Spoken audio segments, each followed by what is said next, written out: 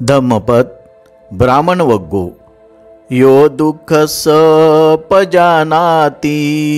इदेव खयमतनो पन्नभारं विसन्युतं तमहं ब्रूमि ब्राह्मणं।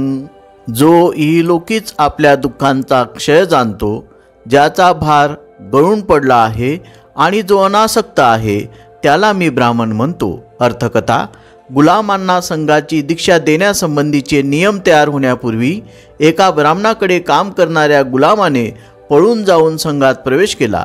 यथाकाल त्याला अरहंतपद प्राप्त झाले। तो भिक्षू भिक्षेसाठी बाहेर पडला असता त्याला त्या ब्राह्मणाने पाहिले आणि त्याच्या अंगावरील कपड्याचा काठ धरून पकडले। यावर बुद्धांनी असे उद्गार काढले की त्या भिक्षूने आपल्यावरील सर्व भार पूर्वीच उतरून ठेवून स्वतःला मुक्त केले होते।